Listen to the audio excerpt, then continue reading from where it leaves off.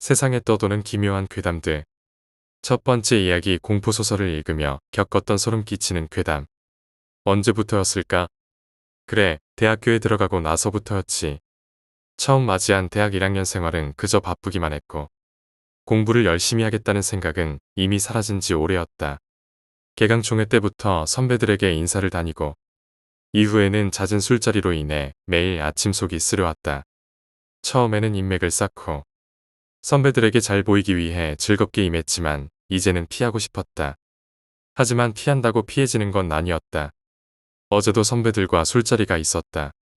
여름학기가 끝났는데도 자취하는 선배들의 연락은 끊이질 않았다. 군대를 간다는 선배, 오랜만에 보자는 선배 등등. 그들에게는 어쩌다 한번 부르는 것일지 모르지만 나에게 선배는 한두 명이 아니었다. 밤이 되면 이곳저곳 바쁘게 술자리에 나가야 했다.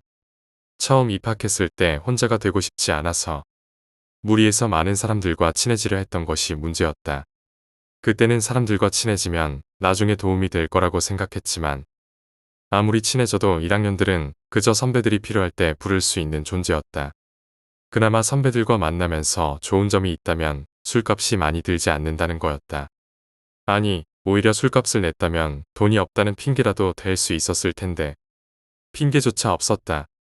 선배들의 연락을 단칼에 거절하고 싶다는 생각도 했지만 겨우 친해진 사람들을 등지고 아웃사이더가 되고 싶지는 않았다. 그냥 빨리 군대를 갔다 오고 내가 선배가 될 나를 기다릴 수밖에 없었다. 오늘은 핸드폰에서 듣기 싫은 카톡 소리가 들리지 않았다. 물론 밤이 되면 누군가 부를지도 모르지만 말이다. 자그마한 자취방 안에서 내 몸 하나 겨우 누울 수 있는 침대가 유일한 안식처였다. 청소도 어렵지 않았고 주인 아주머니가 까칠해서 시끄럽게 하면 잔소리를 하셨기 때문에 친구들이 내 방에서 술판을 벌일 일은 없었다. 오랜만에 침대에 누워 친구들이 뭘 하나 폰으로 SNS를 둘러봤지만 하나같이 재미없는 일상뿐이었다. 그렇게 이리저리 친구들의 사진을 구경하다가 문득 웃때가 떠올랐다. 고등학교 시절 수업 시간에 웃때를 보며 친구들과 시시덕거리던 기억이 났다. 처음에는 웃긴 자료를 재밌게 보다가 나중에는 공포 게시판 글을 보는 재미에 빠졌었다. 물론 이 사이트에서 가장 활발한 건 웃긴 자료였다. 하지만 너무 많이 봐서 시간이 지나면 같은 글이 반복돼 질려버렸다. 나는 책을 좋아하지는 않지만 무서운 이야기나 상상력을 자극하는 글을 좋아했다. 그래서 공포 게시판이 시간을 보내기에는 제격이었다. 그렇다고 내가 귀신을 본 적이 있거나 귀신을 믿는 것은 아니었다. 오히려 그 반대였다. 귀신을 봤다는 사람들은 헛것을 본 게 분명했다. 자기가 본 게 뭔지 정확히 확인하지도 않고 의뢰 귀신이라고 생각하고 무서워하는 것이다. 한 달에 한두 번 정도 월간 베스트 글을 쭉 읽다 보면 한두 시간은 금세 지나가곤 했다. 그런데 오늘은 의외로 게시판을 보니 월간 베스트 글도 추천수가 별로 없었다. 몇 개를 제외하고는 읽은 사람들이 추천을 누르지 않는 건지 인기가 없는 게시판 같았다. 추천 10개만 받아도 많은 편이었고 댓글도 별것 없었다. 그나마 추천을 많이 받은 것도 아이콘을 단 네임드들 뿐이었다. 환청괴담, 혼자 올베 1, 2, 3일을 다 먹고 있네. 제목을 보니 오늘 시간 때우기로 들어오길 잘했다는 생각이 들었다. 길고 긴 장편보다는 짧고 굵은 단편을 읽으면 여운도 남고 기억하기도 쉬웠다. 처음에는 첫 번째 글부터 읽기 시작했다. 1시간쯤 지났으려나? 핸드폰의 시간을 보니 대충 1시간은 넘은 것 같았다. 그래 집중하다 보니 어느새 월간 베스트 글을 거의 다 읽어버렸다. 읽었다고 해도 제목이 마음에 드는 단편만 골라서 읽은 것이었다. 예전에는 장편도 읽었지만 이 게시판에 또 언제 들어올지 몰라서 짧고 굵은 단편을 읽는 게 좋았다. 글의 대부분은 소설이었다. 실화라며 올린 글도 몇 개 있었지만 믿음이 가지는 않았다. 그 글들을 읽으면 무서웠겠구나 싶긴 했지만 깊은 공감은 가지 않았다. 그리고 애초에 귀신이 있을 리가 없었다. 그나저나 여기 글 쓰는 사람들은 뭐 하는 사람들이야? 작가 지망생인가? 아니면 그냥 취미로 쓰는 건가? 이상한 사람들이네. 내가 글을 읽는 동안에도 누군가 톡을 보내거나 전화하는 사람은 없었다. 오늘은 운이 좋은 건지 사람들이 나를 그냥 놔두는구나 싶었다. 평소라면 게임 초대톡 정도는 올 법도 했는데 오늘따라 찾는 사람도 없고 게시판이나 쭉 둘러보기로 했다. 처음부터 쭉 흥미를 끌 만한 제목을 찾았지만 마음에 드는 것은 없었다. 어쩌다 마음에 드는 제목을 보고 클릭해 들어가면 실속 없는 내용들 뿐이었다. 옆에 붙어있는 추천수가 주는 선입견 때문인지 흥미가 생기지 않았다. 사실 빨갛게 물든 제목이 아니면 클릭하기도 귀찮았다. 조회수가 몇백은 넘는 걸로 봐서 많이들 읽긴 했지만 추천이 한두 개뿐인 글은 재미가 없었을 게 분명했다. 그냥 제목에 혹해서 들어갔다가 아니구나 싶어 뒤로 가게 하는 글들이었다. 에휴, 옛날엔 재밌는 글이 정말 많았는데 혼자 밤에 불을 끄고 읽으면 자꾸만 창문 쪽으로 눈길이 가고 열어둔 문에서 삐걱거리는 소리가 들리면 그 오싹한 느낌이 온몸을 휘감았다. 귀신을 믿는 건 아니었지만 그 순간만큼은 글에 집중해서 어쩌면 정말 귀신이 나올 수도 있겠다는 생각도 들었다. 물론 귀신이 나온 적은 한 번도 없었지만 말이다. 이상하게도 혼자 조용히 글을 읽고 있으면 평소에는 들리지 않던 작은 소리들이 내 귀를 강하게 자극했다. 갑자기 나무장판 바닥에서 나무가 갈라지는 소리가 나거나 내 옆으로 뭔가 휙 하고 지나가는 느낌이 들 때도 있었고 시계초침 소리가 째깍째깍 더 크게 들리곤 했다. 그 순간의 의외성에 당황하기도 했지만 나무장판은 오래돼서 가끔 소리를 내는 거라고 애써 합리화하며 넘겼다. 내 옆으로 뭔가 지나가는 느낌도 선풍기에 날린 내 머리카락이었을 거라고 스스로를 안심시켰다. 하지만 지금 침대에 누워서 폰을 아무리 만지작거려도 마음에 드는 글은 이미 아까 월간 베스트에서 읽었던 것뿐이었다. 페이지를 넘기고 또 넘겨도 아까 읽었던 월간 베스트 글들만 보였다. 제목에서 나를 확 끌어당기는 글은 더 이상 없었다. 멍하니 페이지를 계속 넘기다 보니 공부나 해볼까라는 생각이 스치긴 했지만 그 생각만으로도 피식 웃음이 나왔다. 나중에 하자, 나중에. 페이지를 넘긴 지 수십 개가 되자 슬슬 힘이 붙이기 시작했다. 그저 페이지를 넘기고 있을 뿐인데 시간은 어느새 1시간이나 더 지나 있었다. 혹시나 하는 마음에 새로 올라온 글이 있을까 싶어 새로 고친 버튼을 눌렀다. 역시나 나의 직감은 가끔 예리할 때가 있다. 1분 전에 올라온 아주 따끈따끈한 글이 보였다. 아직 아무도 읽지 않은 것인지 조회수는 0이었다. 그리고 무엇보다 마음에 드는 건 작성자의 이름이었다. 환청괴담. 그 사람이 새로운 글을 올린 모양이었다. 아까 월간 베스트 1, 2, 3위를 재밌게 읽었기에 이번 글도 기대할 수밖에 없었다. 제목도 나를 실망시키지 않았다. 환청괴담 저는 귀신입니다. 제목만 봐도 뭔가 솔깃한 게 역시 네임드라는 생각이 들었다. 빨리 읽고 첫 번째로 댓글이나 달아야겠다고 생각했지만 아차, 나는 아이디가 없다는 걸 깨달았다. 그냥 읽기만 해야지. 그래도 괜찮다면 나는 왼쪽 검지손가락으로 제목을 클릭했다. 나도 모르게 소리를 지르며 너무 놀라 핸드폰을 집어던졌다. 글을 스크롤하다가 생각지도 못한 무서운 사진이 갑자기 화면에 튀어나온 것이다. 평소에 귀신 같은 건 믿지 않았지만 이렇게 갑작스럽고 흉측한 사진은 나도 모르게 속이 뒤틀렸다. 잠깐 본 사진이었는데도 그 장면이 계속 머릿속을 맴돌았다. 빌어먹을 환청괴담. 내 기억의 그 사진 속에는 2명의 남자가 있었다. 한 남자는 관절이 뒤틀린 채 책상에 앉아 있었고 다른 남자는 그를 향해 쇠몽둥이 같은 걸 들고 때리고 있는 모습이었다. 그 얼굴이 너무 흉측해서 소리를 지를 수밖에 없었다. 어디서 이런 사진을 퍼왔는지 모르겠지만 다시 보고 싶지 않은 사진이었다. 이 게시판에는 사진을 올릴 수 있다는 걸 깜빡했던 것이다. 한 번 더 이런 사진을 보게 되면 며칠간 머릿속에서 떠나지 않을 것 같았다. 욕을 한바탕 하고 나서야 핸드폰을 조심스럽게 다시 집어들었다. 다행히 꺼지지 않아서 오른손으로 그 사진을 가리며 잽싸게 스크롤을 내렸다. 이제 제대로 글을 읽어보겠다고 다짐하며 한 글자씩 천천히 읽어나가기 시작했다. 저는 귀신입니다. 사실 귀신이 글을 쓴다는 게 우스울지도 모르지만 이것은 거짓말이 아닙니다. 지금은 환청괴담이라는 아이디를 쓰는 사람의 몸을 빌리고 있습니다. 아, 이 사람이 어떻게 되었냐고요? 제가 죽였습니다. 안타깝게도 산 사람의 몸에는 들어가지 못하거든요. 저는 제 말을 믿지 않는 사람을 정말 싫어합니다. 그리고 그 분노는 참을 수 없어서 이자를 죽일 수밖에 없었어요. 시작 부분은 나름 만족스러웠다. 아주 간단한 이유였지만 그 다음 내용이 궁금해지기 시작했다. 자기가 귀신이라니. 무서운 글을 쓰더니만 빙이라도 된 건가 싶었다. 물론 나는 이걸 그냥 소설로 받아들였기에 편하게 다음 글을 읽어 내려갔다. 혹시 당신도 제가 귀신이라는 사실을 믿지 못하겠나요? 그래요. 처음부터 믿기는 어려울 겁니다. 환청괴담이라는 아이디를 쓰는 이 사람도 끝내는 저를 믿지 못했죠. 하지만 저는 귀신입니다. 사람 하나 죽이는 건 어렵지 않아요. 저는 아무것도 바라지 않습니다. 그저 제가 귀신이라는 사실을 믿어주시면 됩니다. 그러니 정말 저를 믿으신다면 이 글을 추천해주세요.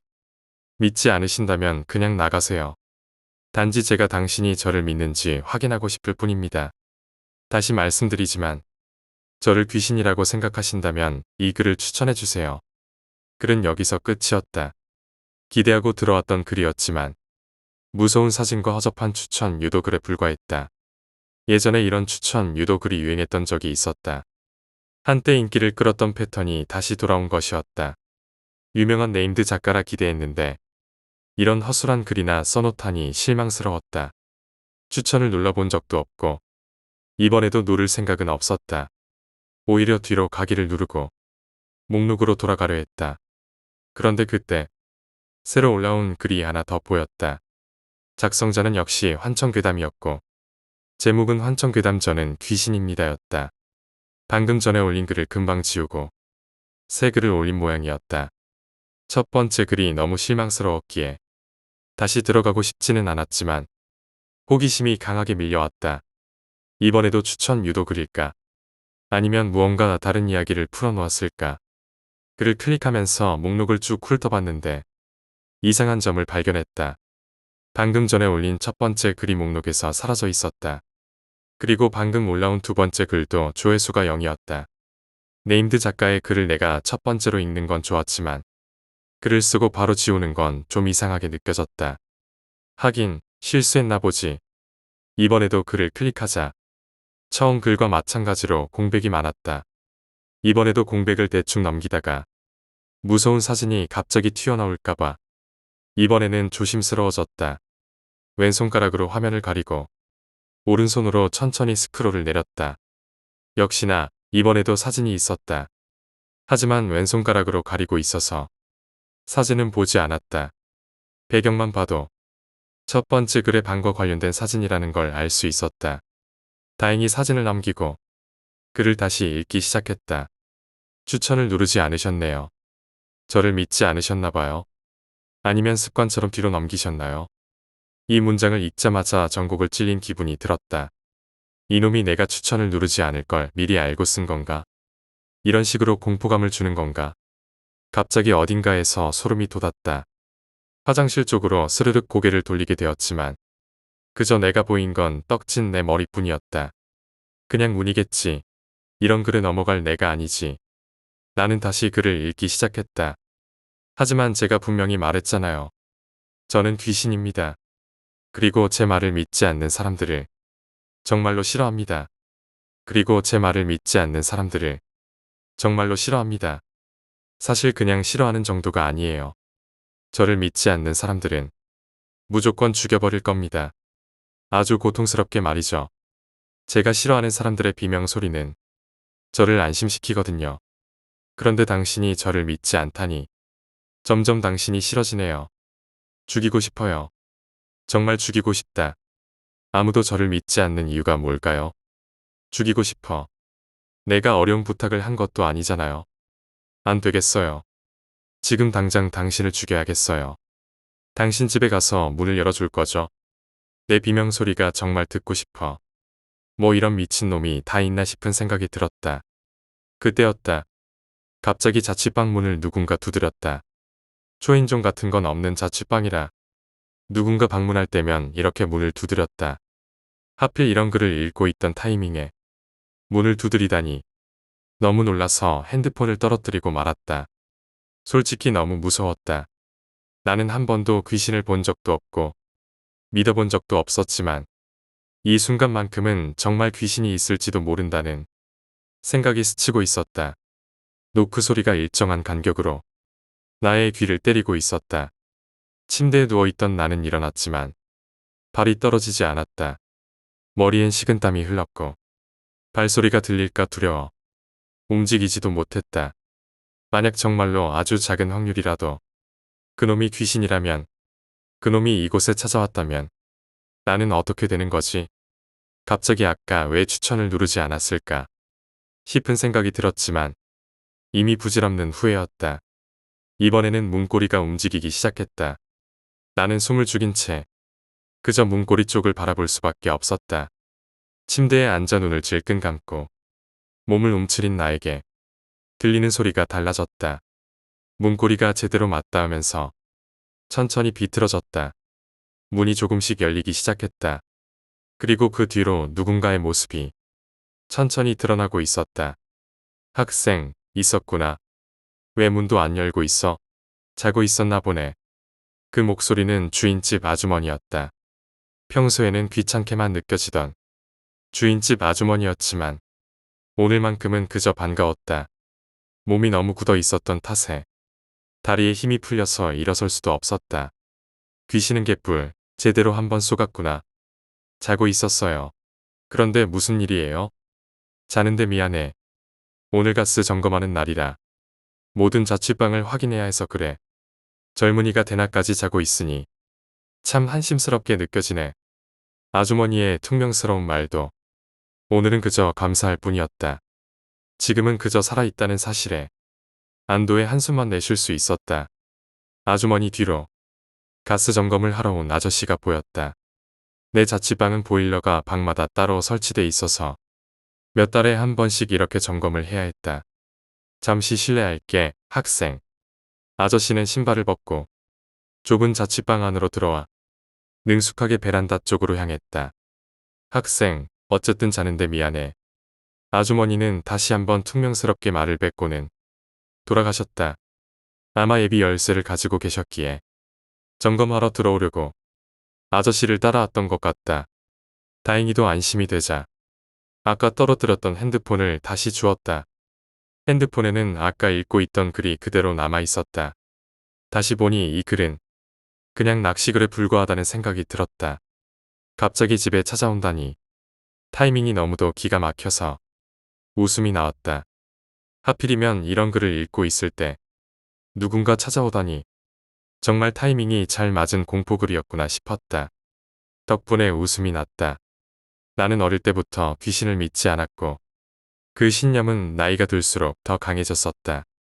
이따위 글에 휘둘리다니 정말 어이가 없었다. 귀신은 그저 환각에 불과했다. 나약한 사람들이 어두운 상황에서 작은 소리나 그림자에 놀라 도망치는 것일 뿐이었다. 정말 귀신이 있다면 낮에도 나와야 하지 않을까? 그런데 대낮에 귀신을 봤다는 사람은 거의 없지 않은가? 밝은 낮에는 사람들이 공포에 덜 휘둘리니까 헛것을 볼 확률도 적어지는 것이다. 아까 그 글을 다시 읽으며 끝부분을 놓쳤던 사진이 머릿속에 떠올랐다. 처음 봤을 때는 두려웠지만 지금은 그리 두렵지 않았다. 그래, 다시 한번 보자. 나는 스크롤을 천천히 올렸다. 사진 속 장면이 또렷하게 보였다. 책상 앞에 쓰러져 있던 남자와 그를 찌르던 흉측한 남자. 이번에는 그 남자의 얼굴이 보이지 않았다. 처음만큼의 충격은 없었다. 배경도 첫 번째 사진과 같았다. 하지만 사진 속 컴퓨터 화면에 익숙한 글귀가 보였다. 환청괴담님 반갑습니다. 그 글을 보고 나는 혼란스러웠다. 이 사진이 그저 인터넷에서 퍼온 사진이라고 생각했는데 그 글귀가 내가 보고 있던 게시판과 동일했다. 그 사진 속에 떠 있던 글귀는 분명 환청괴담님 반갑습니다라고 적혀 있었다. 내가 보고 있던 글과 사진이 연결되었다는 사실에 순간적으로 등골이 오싹해졌다. 이게 진짜일 리가 없잖아. 애써 스스로를 진정시키려 했지만 머릿속은 복잡해졌다. 설마 이게 진짜일까? 그렇다면 정말 그 남자가 환청괴담이라는 건가? 이상한 생각이 꼬리를 물었다. 가스 점검을 하러 온 아저씨가 다가와 말을 걸었다. 학생, 가스 점검은 문제없어. 문 열어줘서 고마워. 나는 놀라서 잠시 멍하니 그 아저씨를 바라봤다. 그 순간 아저씨의 얼굴이 천천히 일그러져 가기 시작했다. 그 선한 웃음이 점점 이상한 모양새로 변하고 있었다. 눈이 퀭하게 들어가고 입이 이상하게 찢어지며 비틀린 얼굴로 변하고 있었다. 나는 너무 놀라서 말을 잃었다. 아저씨는 그 흉측한 얼굴로 나를 보며 기괴한 웃음을 지었다. 학생, 비명소리는 어떤 소리일까? 나는 공포에 질려 아무것도 할 수 없었다. 몸이 마치 돌처럼 굳어버린 듯 움직이지 않았다. 이 순간 내가 귀신을 보게 될 줄은 꿈에도 몰랐다. 아저씨는 점점 나에게 다가오며 더 크게 웃기 시작했다. 그 웃음소리는 기분 나쁘게도 나의 귀를 찢어질 듯 울렸다. 그때 나는 깨달았다. 귀신은 없다던 내 신념이 이 순간 무너져 내리고 있었다. 귀신은 헛것이라고, 모두가 잘못 본 거라고 믿었지만 진짜 귀신을 마주한 이 순간 나는 아무도 살지 못할 거란 걸 알았다. 그날 나는 비명을 지를 수도 없었다. 귀신을 만나면 아무도 그 순간을 기억하지 못할 테니까 말이다. 두 번째 이야기. 일하는 곳. 화장실의 귀신. 내가 일하는 곳은 손님을 받아서 서비스하는 장소야. 실내의 화장실, 샤워 시설 등등을 다 갖춘 고급 휴게소 같은 곳이라고 생각하면 돼. 오늘도 출근했는데 같이 일하는 이모님께서 이상한 이야기를 들려주셨어. 이틀 전에 겪은 일인데 너무 무서워서 도저히 화장실을 정리할 수 없다고 하시더라. 이모님께서 겪은 이야기를 들어봤어. 아침 5시 10분. 내가 출근하는 시간인데 손님은 6시 30분에 입장하기 때문에 그 전까지는 아무도 없는 적막한 공간이었지. 내가 먼저 출근해서 오픈 준비를 하러 잠깐 1층으로 내려갔어. 다시 올라오려면 20에서 30분 정도가 걸리는데 그 사이에 이모님이 5시 20분쯤 출근하셨지. 보통 이모님은 출근하시자마자 설거지 거리를 정리하고 흡연실, 화장실, 샤워룸을 차례로 정리하셔. 그날도 평소와 같은 로테이션으로 흡연실을 치우고 화장실로 가셔서 한 칸 한 칸 청소를 시작하셨대. 그리고 마지막으로 제일 안쪽에 있는 화장실을 정리하고 나가려는데 갑자기 문이 닫히는 소리가 들렸다고 하셨어. 이모님은 무슨 소리인가 싶어 돌아봤지만 닫힌 화장실은 하나도 없었대. 처음에는 별 생각 없이 다시 돌아서서 화장실 구역을 빠져나가려는데 그 순간 아무도 없는 화장실 빈칸에서 문이 쾅 닫히더니 걸걸한 목소리로 수고하세요 라는 소리가 들렸다고 하셨어. 사람이 너무 무서우면 오금이 저린다는 말을 이모님이 실감했다고 하시더라. 너무 무서워서 그 자리에서 넘어지셨고 엉금엉금 기어서 별실로 도망가셨대. 그 화장실은 평소에도 내가 자주 이용하지 않아서 잘 몰랐지만 다른 직원들도 거의 사용하지 않는 제일 안쪽에 있는 화장실이었다. 아무도 없어야 할 그 시간에 누군가 그곳에서 말을 걸었다는 사실에 이모님은 그 이후로 절대 그 화장실을 청소하지 않겠다고 하셨어. 세 번째 이야기. 귀신의 소리. 중학교 3학년 때 내가 겪었던 실화야. 중학교 2학년과 3학년 반지하에서 살던 1년 동안 나는 10번 넘게 가위에 눌렸어. 가위에 눌리면 귀신이고 뭐고 아무것도 보이지 않았어. 그저 숨이 안 쉬어지고 몸이 움직이지 않을 뿐이었지. 가위에 여러 번 눌리다 보니 가위에 눌리기 쉬운 상태가 되는 감각을 알겠더라고. 잠들기 직전에 정신이 날아가는 듯한 느낌이 들고 멍해지면서 가위에 눌리는 거야. 그때 나는 아프리카 TV에서 공포 영상을 방송하던 것을 즐겨보곤 했어. 그 당시에도 나는 귀신이 없다고 믿었어. 그런데 중학교 3학년 여름방학 게임을 열심히 하다가 밤에 잠을 자려고 누웠는데 가위에 눌리는 느낌이 오더라고. 또 시작이네. 이런 생각을 하며 눈을 감고 있었는데 갑자기 오토바이 엔진 소리 같은 게 들리기 시작했어. 오래된 자동차 엔진처럼 붕붕거리면서 일정한 간격으로 소리가 났어. 처음에는 소리가 작게 들려서 이 밤중에 누가 오토바이를 세워놨나? 이런 생각을 했는데 점점 소리가 커지더라고. 처음엔 그 소리가 신경 쓰여서 짜증이 나서 이불을 얼굴 위로 덮었었어. 하지만 소리가 점점 더 커져서 이불을 덮고 있어도 바로 옆에서 들리는 것처럼 느껴졌지. 그 소리가 단순한 오토바이 소리가 아니란 걸 금방 알아차렸어. 붕붕이 아니라 밥밥 같은 소리였는데 그 소리가 0.5초마다 일정한 간격으로 들렸어. 이 소리는 설명하기 어렵지만 마치 어딘가 이상한 기운이 가득한 듯한 느낌이었지. 그리고 그 순간 옆에서 자고 있던 아빠의 코 고는 소리가 그 소리와 함께 스테레오처럼 들리더라. 순간적으로 팔척 귀신 이야기가 떠올랐고 똥줄이 타기 시작했어. 그런데 이내 정신이 들었어. 우리 집은 반지하잖아. 팔척이나 되는 귀신이 어떻게 이 집에 들어올 수 있겠어? 이렇게 나 스스로를 달래며 그 무서운 소리를 참아내려고 했지. 하지만 소리는 점점 더 가까워졌고 나는 결국 화장실로 뛰쳐나갔어. 화장실은 창문이 작아서 귀신이 들어오지 못할 것 같았거든. 그날 새벽 2시부터 6시까지 화장실에서 밤을 새웠어. 그 끔찍한 소리는 전혀 사라지지 않았어. 아침이 되어 아빠가 일어나서 화장실 문을 두드리며 나와 라고 하던 순간 그제서야 소리가 멈췄어. 이후로 나는 다시는 그런 경험을 하지 않으리라 생각했지. 하지만 우리가 이사 간 집이 2층이라서 그 소리가 다시 들리진 않을 거라며 안심하려고 노력했어. 십자가의 부적이라도 붙여놓고 다닐까 싶더라고.